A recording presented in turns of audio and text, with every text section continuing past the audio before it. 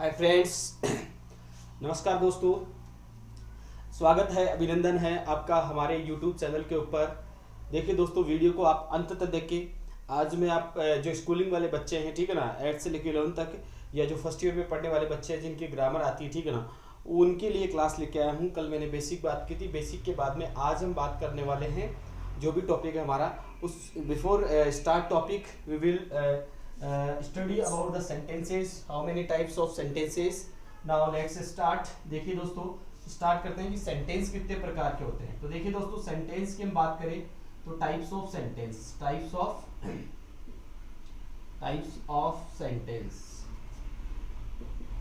Of sentence के लिए हम सेंटेंसेस की हम बात करें। देखो, सबसे पहला मैं बताऊंगा आपको असर्टिव सेंटेंस, या जिसको हम असर्टिव भी बोलते हैं। क्या बोलते हैं? असर्टिव या असर्टिव सेंटेंस भी हम इसको बोलते हैं। इसके बाद हम बात करें, अब ये क्या होता है इसकी हम बात करें तो देखिए, असर्टिव जो सेंटेंस होता है वो क्या होता है, ब्रीफली मैं बताऊंगा आपको हल्के से। देखिए, पहली बात, इसकी जो शुरुआत होती है वो सब्जेक्ट से होती है। किससे होती है? सब्जेक्ट से शुरुआत होती है इसकी, है ना, सब्जेक्ट से शुरुआत होती है। ये दो प्रकार के हो सकते हैं, ठीक है ना, एक तो सिंपल सेंटेंस और एक नेगेटिव सेंटेंस। सिंपल और नेगेटिव सेंटेंसेस को हम क्या कहते हैं, ठीक है ना, असर्टिव या असर्टिव सेंटेंस हम कहते हैं। तो देखिए दोस्तों,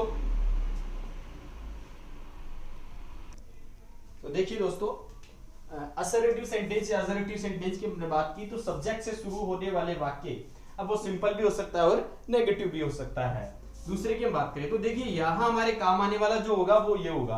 अब देखिए, इसके अंदर असर्टिव सेंटेंस में क्या होगा, सब्जेक्ट हेल्पिंग वर्ब या मैन वर्ब आती है, ठीक है ना, और ऑब्जेक्ट आता है। तो इस प्रकार से इसका स्ट्रक्चर रहता है असर्टिव सेंटेंस का, ठीक है ना। तो ये हमारे काम आएगा।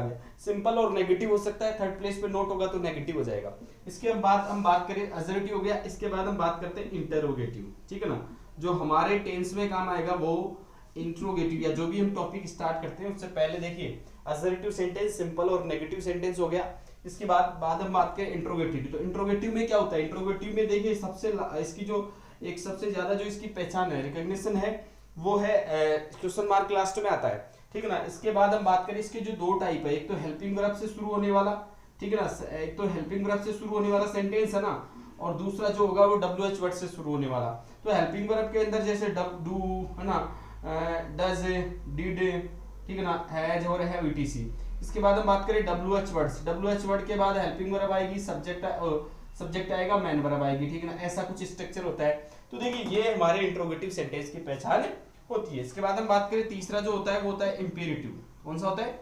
Imperative sentence. इंपेरेटिव सेंटेंस की हम बात करें तो देखिए, इंपेरेटिव में क्या होता है, वर्ब की first form plus object, verb की फर्स्ट फॉर्म प्लस ऑब्जेक्ट, ये प्रेजेंट इंडेफिनिट में बनता है। इंपेरेटिव सेंटेंस में क्या होता है, वर्ब की फर्स्ट फॉर्म प्लस ऑब्जेक्ट, यानी इसके अंदर देखिए रिक्वेस्ट, है ना, order, command, advice, request, order, command, advice, ठीक है ना, वार्निंग, ठीक है ना, और प्रोहिबिटेड और सजेस्टेड, ठीक है ना, ऐसा कुछ जो भाव होता है ना, वहां पर हम इंपेरेटिव सेंटेंस का यूज हम करते हैं। प्लीज और काइंडली से शुरू होता है, लेट से शुरू होता है, ठीक है ना, ये मैंने बताया आपको, लेट से भी शुरू हो सकता है और प्लीज और काइंडली से भी ये शुरू हो सकता है, ठीक है ना दोस्तों।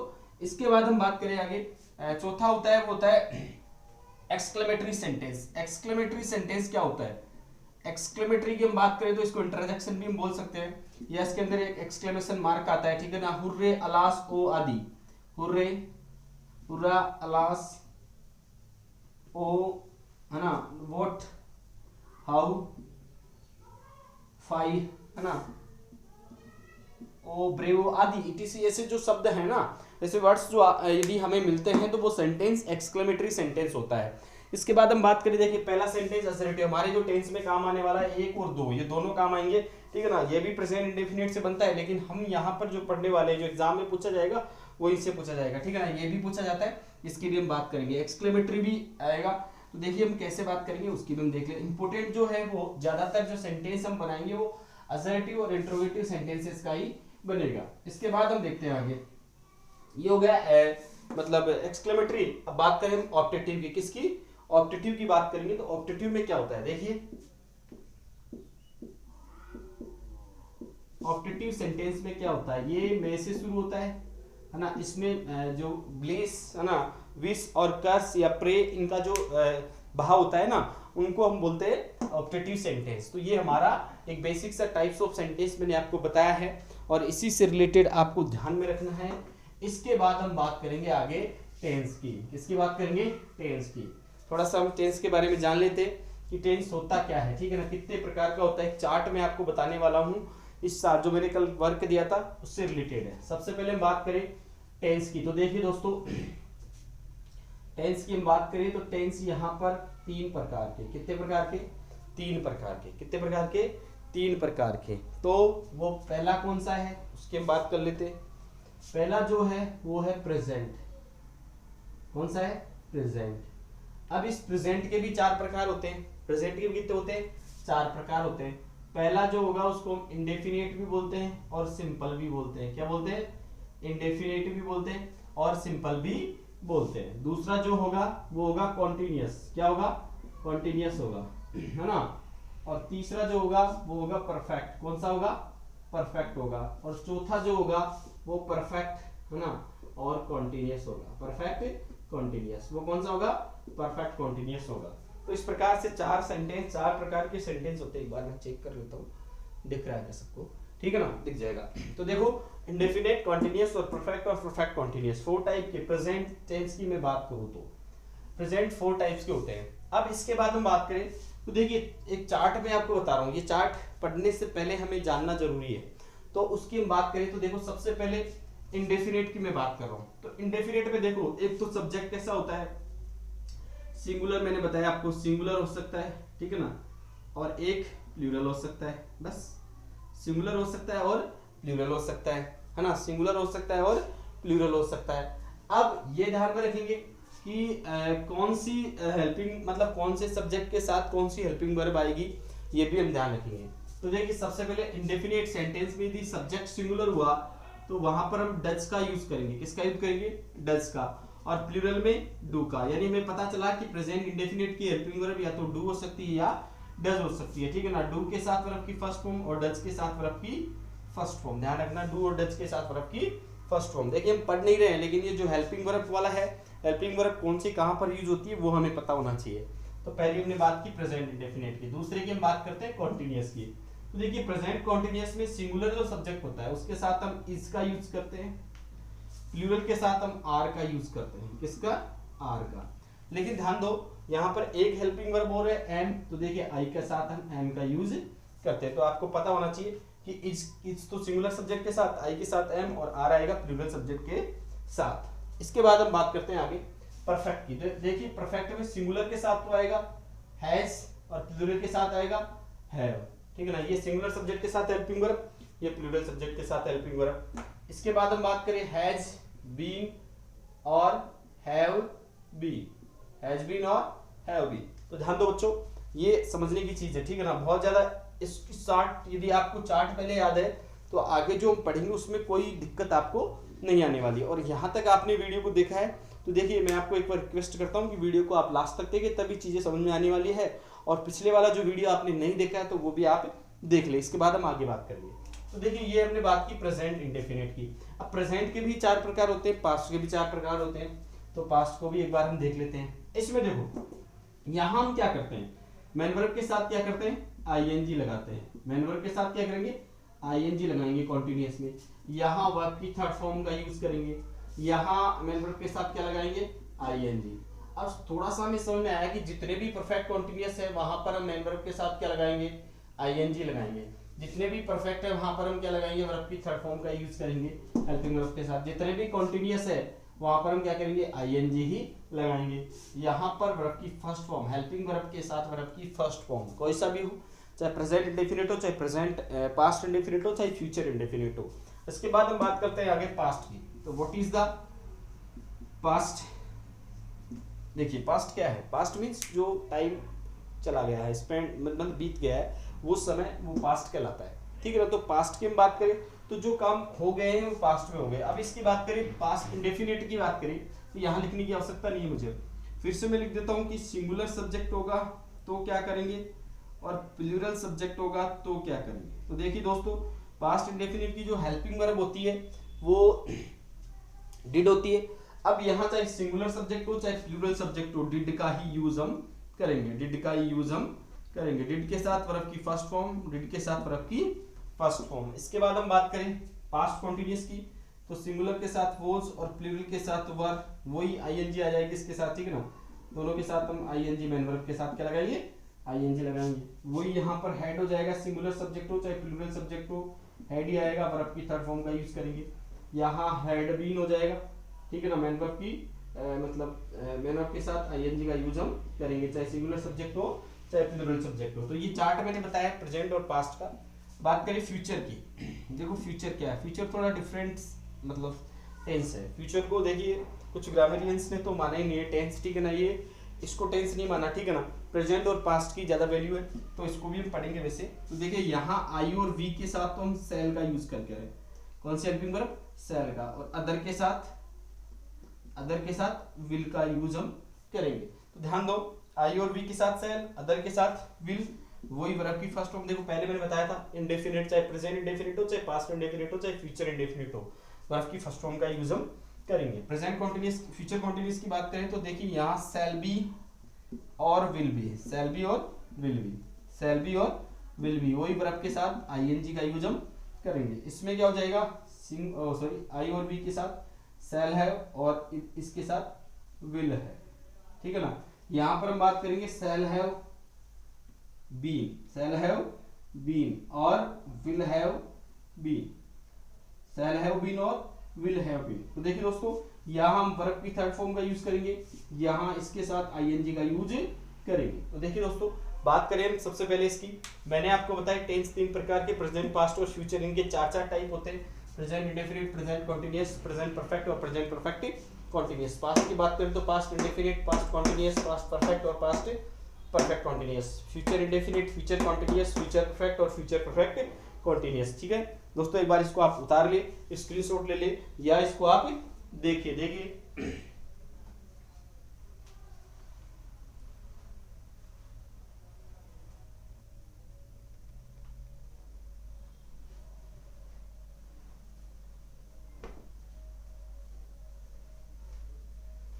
लिया होगा।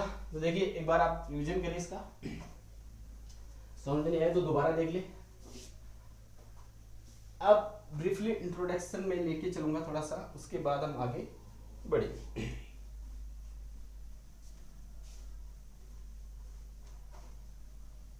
देखो ये था चार्ट, इस चार्ट को आपको देखना है, ठीक है ना, याद करना है, और चार्ट को याद करोगे तो ही आगे की चीजें आपको समझ में आने वाली है। तो देखिए दोस्तों इस चार्ट को आपको पढ़ना है, इसके बाद हम आगे बढ़ेंगे।